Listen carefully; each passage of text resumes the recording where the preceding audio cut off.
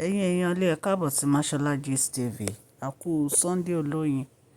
Sunday yìí, Sunday ayọ̀ ló máa jẹ́ fún èmi àti yín. Gist tèmi tí a gbọ́, wọ́n ní parọ́pọ̀, wọ́n ní wọ́n rí nǹkan ìyanu nínú pálásì kábíyèsí. Pé ìgbà tí wọ́n wọ inú pálásì kábíyèsí ṣe mọ̀ pé àwọn kóòkù kan wà tó jẹ́ pé àwọn olórí tí wọ́n kúrò. Ṣé mọ̀ pé àwọn olórí ò kúrò, wọn ò gbé inú palace mọ́, kábíyèsí ti gba ilé fún wọn síta. Wọ́n ní àwọn kúùkù kan ṣì wà tó jẹ́ pé wọ́n bá wọn gbé inú palace, tó jẹ́ pé àwọn olórí tó wà ń ta yìí ló gbà wọ́n. Wọ́n ní àǹtí wa ló gba kúùkù tí à ń sọ̀rọ̀ ń pa èyí. Wọ́n ní ìgbà tí àǹtí wa tí wọ́n ti lọ, wọ́n ní kúùkù yẹn wọ́n ló ṣì wà ní inú pálásì kábíyèsí o. Nǹkan tó ṣẹlẹ̀ ni pé ìgbà tí parọ́pọ̀ wọ inú pálásì kábíyèsí, wọ́n ní kúùkù yìí ló ń dáná fún àwọn olóyè tí wọ́n wá sí inú pálásì. Wọ́n ní parọ́pọ̀ wá ní kí káwọn rìn kiri inú pálásì. Wọ́n ní ìyàlẹ́nu ló jẹ́ nígbà tí wọ́n bá kúùkù yìí tí ó ń sọ̀rọ̀ pẹ̀lú èèyàn kan lórí fóònù. Wọ́n ní parọ́pọ̀ wá dúró. Wọ́n ní ṣùgbọ́n kò kọ́ọ̀tì fóònù yẹn. Wọ́n ní kò kọ́ọ̀tì fóònù yẹn, wọ́n ní ó dúró, ó sì ń bá ẹni yẹn sọ̀rọ̀. Wọ́n ní ìgbà tí parọ́pọ̀ wá súnmọ́ dáadáa, wọ́n wá ń béèrè lọ́wọ́ ẹ̀ pé ta ló ń bá sọ̀rọ̀. Wọ́n ló wá ní ìkan nínú àwọn olórí ni òun bá sọ̀rọ̀.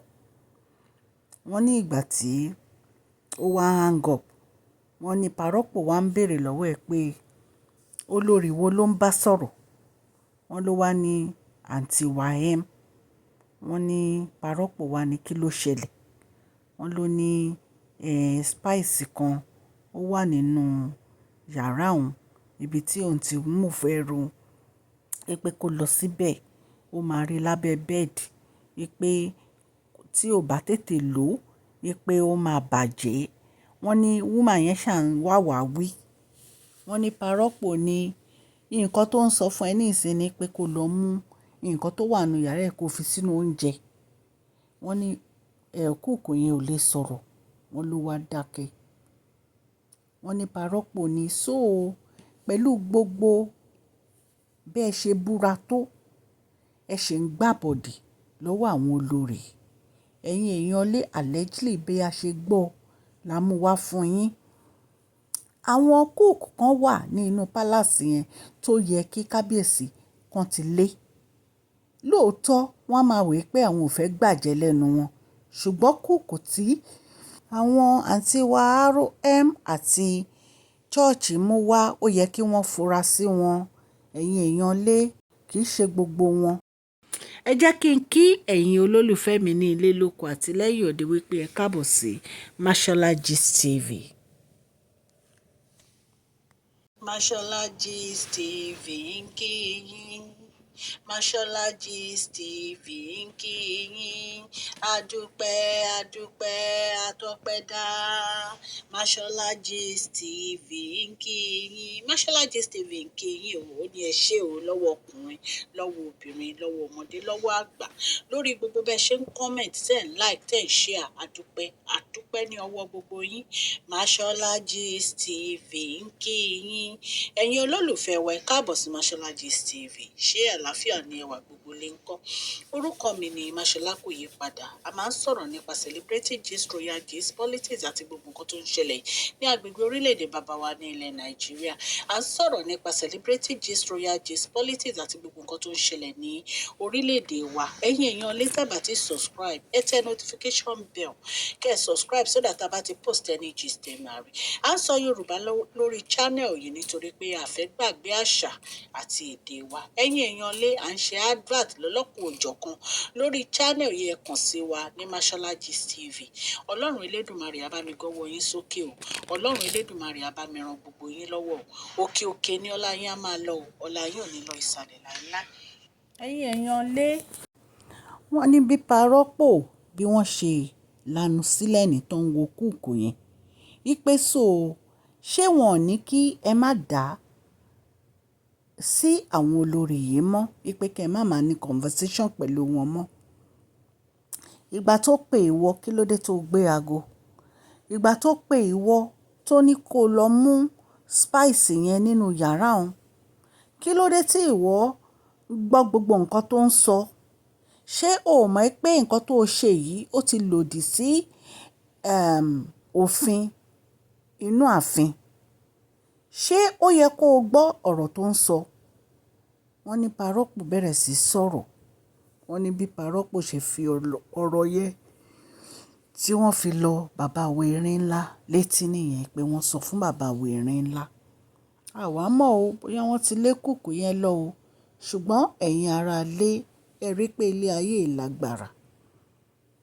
Àìmọye wọn tó jẹ́ pé wọ́n sì máa rán àwọn tí wọ́n gbà sí inú pálàsì yẹn ní iṣẹ́ ibi yìí. Àfi kí wọ́n tètè gbé ìgbésẹ̀ kí wọ́n lé gbogbo àwọn tí wọ́n gbà, kí wọ́n lé wọn kúrò nínú pálàsì. Bóyá wọ́n á gba àwọn ẹlòmíì ní ẹ̀yìn èèyàn lé. Allegedly ní gbogbo nǹkan tí gist yìí tí mo gbọ́ tí mò ń sọ fún yín o. Ṣé ẹ mọ̀ pé mo ṣe máa ń sọ fún yín nǹkan tá a gbọ́ la wá torchlight sí, and allegedly ni. Mo dúpẹ́ lọ́wọ́ yín fún àdúrótì yín lórí channel yìí. Ọlọ́run Elédùmarè ọba aláàánú á dúró ti gbogbo ẹ̀yin náà. Ẹ kú ìsinmi ẹ̀ní. Gbogbo àdáwọ́lé yín á yọrí sí rere. Ẹ má gbàgbé kẹ́ fún fídíò yìí ní thumbs up o. Ó ṣe pàtàkì fún channel wa. À ń ṣe advert fún Collection Center Store. Ẹ̀yin èèyàn lé. Ẹ bá wọn ra bàtà Italian shoe ni wọ́n ń tà fún ọkùnrin, fún obìnrin. Wọ́n ń ta palm, wọ́n ń ta slippers, wọ́n ń ta shoe, wọ́n ń ta sandal. Ẹ kàn sí wọn ní collectioncenterstore@gmail.com. Àwọn bàtà tí wọ́n ń tà, àwọn bàtà tó jiná ni, tó jẹ́ pé ẹ lè wọ̀ tó máa pẹ́. Kò ṣe bàtà tó jẹ́ pé tẹ́ bá ti wọ̀ láàárín oṣù kan á gbẹ́nu kọlẹ̀. Àwọn bàtà tó jẹ́ pé ìtẹ̀lẹ̀ ó jiná ni. Ẹ bá wọn ra bàtà, ẹ bá wọn ra shoe, ẹ bá wọn ra slippers, ẹ bá wọn ra sandal ní collectioncenterstore@gmail.com. Ẹ kàn sí wọn. Bẹ́ẹ̀ náà ni à ń ṣe advert fún Royal Beauty and Goods Store. Royal Beauty ń kí yín o. Wọ́n ní ẹ ra fìlà kẹ́ ẹ múra. Wọ́n ní ẹ ra fìlà kẹ́ ẹ múra. Wọ́n ní ẹ ra fìlà kẹ́ ẹ múra. Ẹ kàn sí Royal Beauty and Goods Store. Fìlà ni wọ́n ń tà. Fìlà tó jẹ́ pé ẹ lè dé sí native, kaftan, ìró àti bùbá. Gbogbo ẹ̀ ni wọ́n ń tà. Tó jẹ́ pé tẹ́ bá ti gbé sórí ẹ̀ ní láti wé gèlè rẹ́gí ló máa ṣe. Ẹ kàn sí Royal Beauty and Goods Store. Ẹ bá wọn ra fìlà. Mo dúpẹ́ lọ́wọ́ gbogbo etí tó ń gbọ́ mi ò ní ilé lóko àti lẹ́yìn odi. Ọlọ́run Elédùmarè ọba aláàánú á ṣàánú fún gbogbo yín o. Òkè òkè ni ọlá yín á máa lọ o. Ọlá yín ò ní lọ ìsàlẹ̀. Please share this video, like and subscribe. God bless you all.